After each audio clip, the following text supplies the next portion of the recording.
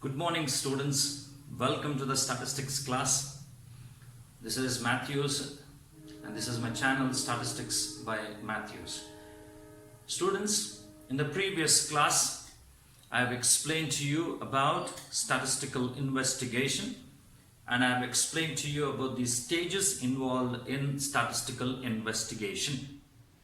Statistical investigation, I just want to refresh them to you.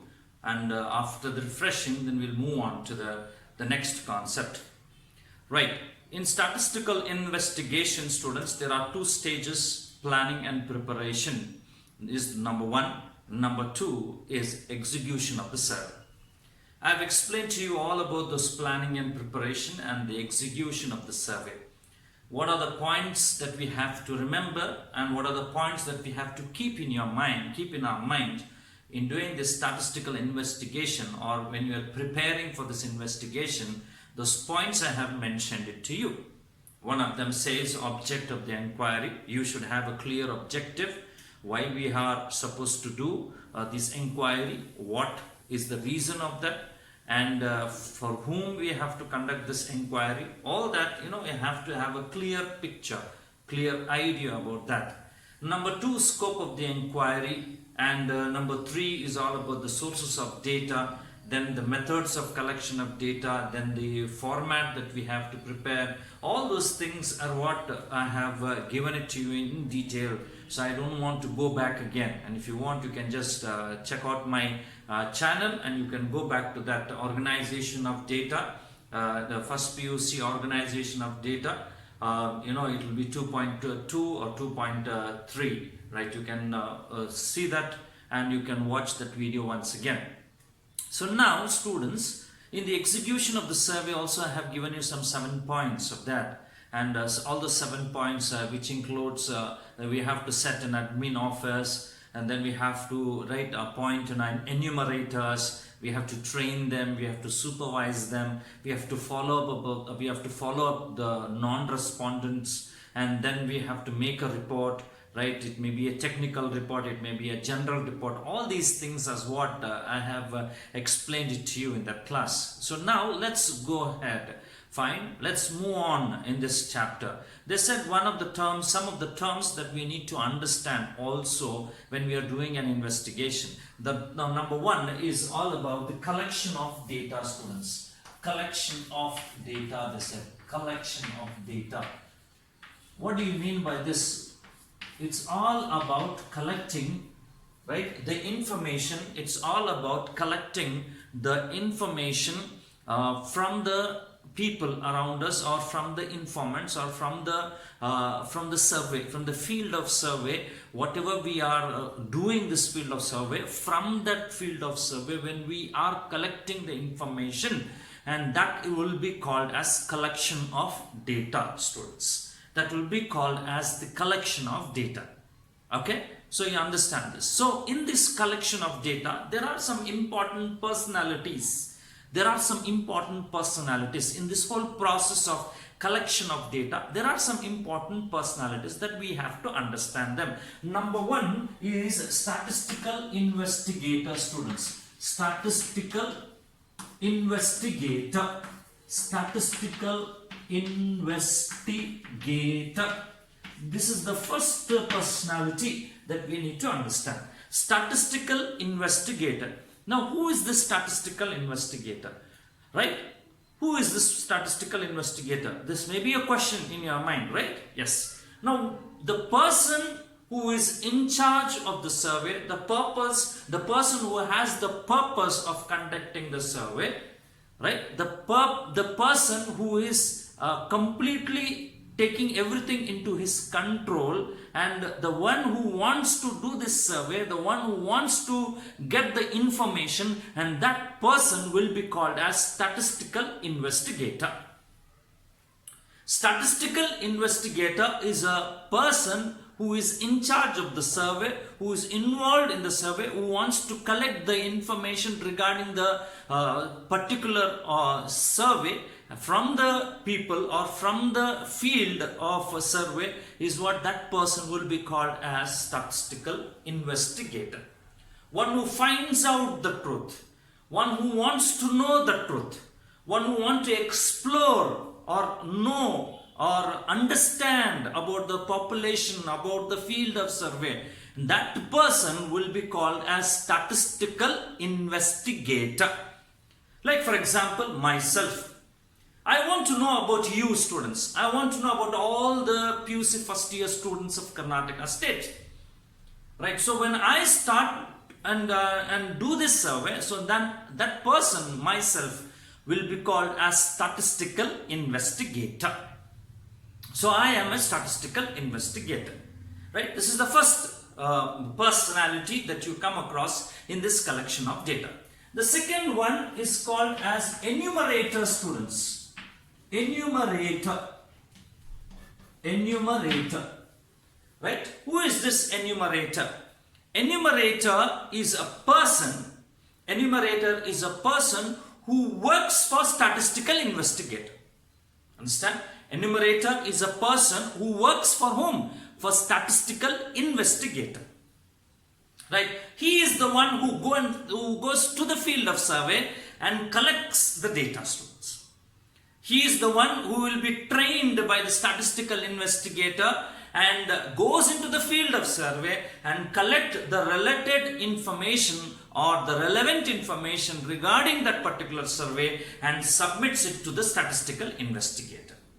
The person who works for statistical investigator will be called as an enumerator. An enumerator will be always trained by the statistical investigator.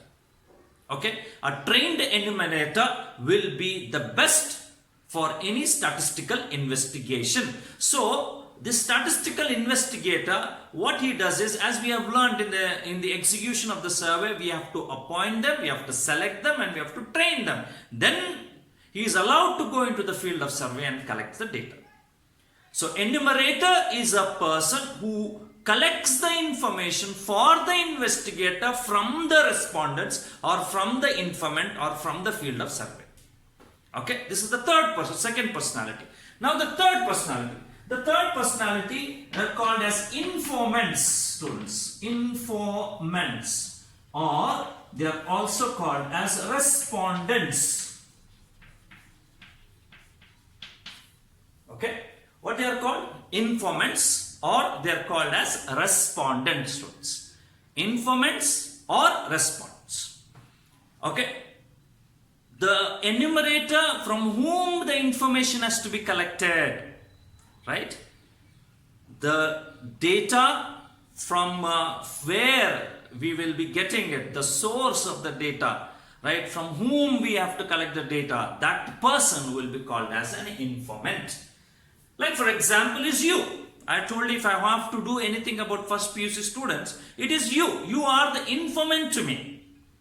So in this process, what I do is I send some XYZ person to meet you, right? I am the investigator, the XYZ is the enumerator, and you are the informant. The one who supplies the information to the enumerator will be called as informant or the respondent. Understood, students? Who is the informant? Who is the informant? The one who supplies the information or gives the information to the enumerator or to the statistical investigator will be called as informant or respondent, students. Okay, so these three personalities will be there always in the field of investigation or in the field of statistical investigation or a statistical inquiry. Number one is statistical investigator. Number two is enumerator. Number three is informant. Okay. Investigator all by himself he cannot do the data. Okay. So he cannot collect the data. All by himself he cannot do the whole survey. So he needs some help. He needs some assistance. That is the reason why he appoints this enumerator, and this enumerator goes and collects the data from the informant or from the person involved in the field of survey and gets it. And the person involved in the field of survey or the person who supplies the information will be called as an informant or who? The respondent. Okay, these are the three personality students. Okay, right. Now in the field of survey, students, in the field of survey there are two types of data available to us. in the field of survey, there are two types of data available to us. Okay, what are the two types of data available to us? Number one, I tell it as a primary data, students. Number one is called as primary data, and number two is called as secondary data. Primary data and secondary data, students. Okay, right. What is the first one? It is called as a primary data, and the second one is called as secondary data. Okay, primary data. These are the two types of data available in the field of survey, students. Okay, right. Let me tell you this to you. What is this? Okay, I can speak in this way. Primary data is called as the first hand data, and the secondary data is called as second hand data. Primary data is called as first hand data, and the secondary data is called as second hand data. In this way we can. So you may be understanding this, students. You may be knowing about first hand vehicle, second hand vehicle. Okay, what is that first hand vehicle or second? You might have not heard about the first hand, but second hand vehicle you may be hearing it. Is it right? Right. What do you mean by the second hand vehicle? That means you are the second owner of the vehicle. Is it right? First owner was somebody. You are the second owner of the vehicle. But what is the first hand vehicle? First hand vehicle, you will be the first owner of the vehicle.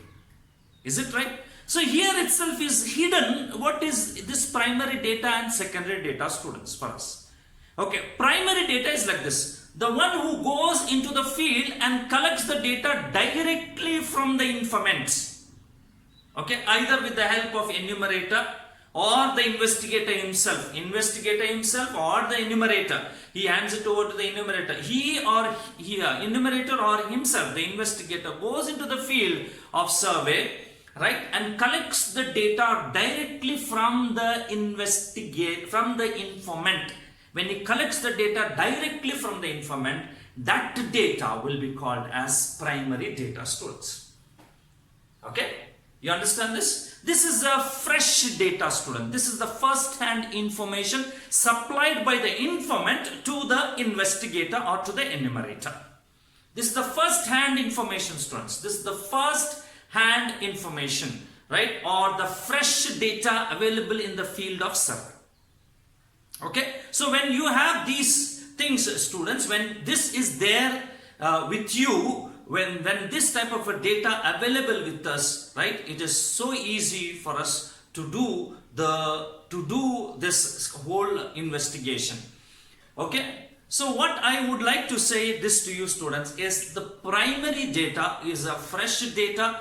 It is a data reliable to us. It is the data which is which will be very much relevant. We will be collecting the information. It will be very much useful also. So primary data is the fresh data, first hand information data. Okay, this is the one. Number two is the secondary data. Secondary data is the data, right, which has been collected by somebody else. Okay, which has been collected by somebody else, some XYZ, some ABC company. They have collected the data, right? So instead of we going to the informant directly, we go and borrow the data from that company, from that XYZ or from that ABC company, right? From there, when we collect the data and use that data will be for us, it is a secondary data. Usually secondary data will be the borrowed data, students. You understand? It will be a data, right, taken from the magazines. It may be collected from the magazines. Magazine people have done it for themselves. So we go and collect the data. We go and collect the data from those magazines, from the newspaper agencies, or from any other XYZ person. That whatever it is, they have collected for their purpose. Their purpose we don't know, right? But we go and borrow the data from those people, then it will be called as a secondary data, students. You understand what is this primary data and secondary data? So now little bit more further I have to explain this to you about the primary data. Now first hand vehicle and second hand vehicle, we'll think about this itself, students. First hand vehicle and second hand vehicle. I'll tell this and I will explain to you in detail about primary data. Now in the primary data, take it as a first-hand vehicle, secondary data as a second-hand vehicle. So when you decide to go with the primary data or first-hand vehicle, no, when you decide that I have to purchase a new vehicle, you will have lot many options. Yes or no, students? You have lot many options.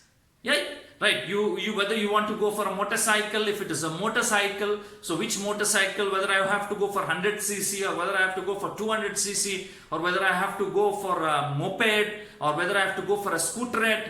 Like all these, you will be having all that. You have also choices of the color variant, right? All these things will be there when you go to the primary data or first-hand information or the first-hand vehicle.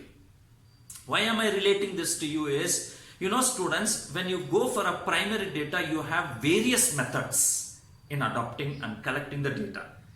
But when it comes to the second-hand vehicle, students, when you want to go and buy a second-hand vehicle, right, you go to a mela, second-hand mela and vehicles mela. There you see, you think about one vehicle and you will maybe getting that vehicle, but the exact color, right, or what you have it in your mind will not be there. Is it right? So what you need to do is we need to compromise there and we need to see whatever is available there, we have to take it and use it. Is it right? So for primary data, student, the same thing is applied. When you want to collect the data, if you think I have to collect the primary data, there are various methods. But when it comes to secondary data, students, right, what data available to us, that only we have to use it. Okay, we will not have any choices. We will not be having any methods of collecting second data. Whatever data is available, we have to use it. That is what is secondary data. You understand this? First-hand vehicle, second-hand vehicle. First-hand vehicle, many choices we can make. Second-hand vehicle, we will not have any choices. Primary data, many methods are there to collect primary data, but secondary data, whatever data is available to us, wherever it is available to us, we have to see and collect the data from that. That's it. This is the major difference between primary data and secondary data. Okay, so primary data is a first-hand information, is a fresh data available in the field of survey. Secondary data is a second-hand data. It is a data borrowed from somebody else. So this is what you keep it in your mind regarding this, students. Okay. So in the next class, I will explain to you in detail about the primary data and the methods of collecting primary data, students. Okay. Thank you. Bye. Take care.